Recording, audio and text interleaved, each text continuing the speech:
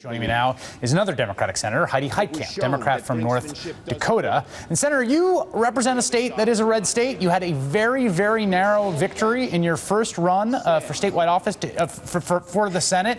And yet you, like many of your other colleagues who represent red states, did not buckle during these 16 days. You didn't say, maybe we're doing the wrong thing here. Maybe we need to pursue negotiations. Why not?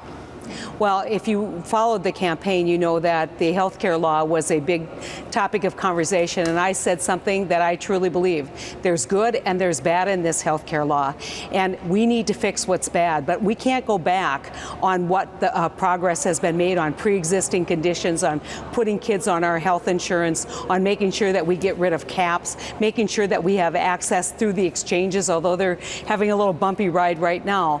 But, you know, so this wasn't a big surprise. I mean, this was something that I talked about during the campaign. I think the voters of North Dakota knew my position, and I thought that it was a complete overreach for people to think that we were going to defund or somehow eliminate the health care law in a budget process. And I think that one of the concerns that I have beyond doing that is, what's the precedent here? What do we take on? Because I would have loved the farm bill, but I didn't stomp my feet and say, I'm not going to vote to fund the government until you give me a farm bill.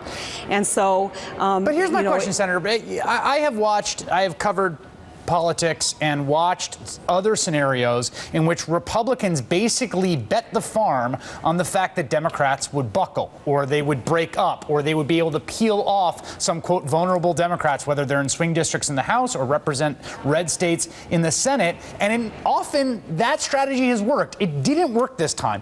What were you hearing from your constituents during this shutdown that made you feel confident you were aligned with the voters of your state on this? Well, I mean, obviously, we heard a lot of complaints and a lot of folks writing and saying, look, please follow the House lead, defund Obamacare. I mean, I won't tell you that we didn't. In part, it was kind of hard because we were down to minimal staff, but the calls we got were clearly geared in that direction. And my response to the staff is, I made it clear what my position was in the election.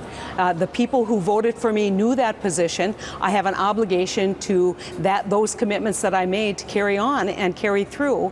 And so it wasn't a tough choice for me to stick with what I told the voters I would do when I got here. Senator, you were also one of a group of senators that was covered in the New York Times who happened to be women senators who helped broker this deal or begin the process of brokering this deal. How did that come about? Well, it was really kind of initially by invitation. We have great relationships, and I think that we've had a lot of discussions over the months about things we'd love to do in a bipartisan way, and this was basically stopping a lot of that progress. And I think it came that point when you hear the stories about 600 Native American families not getting food or fuel assistance, and you say, I can't just sit back and a stare down. I promised my voters that I would do everything that I could to work across the aisle and to come together, and that's really how this group came together. And I think what was so amazing is the discussion wasn't about poll numbers, it wasn't about anything else, it's about helping people. Senator Heitkamp, thank you so much for your time tonight. You bet.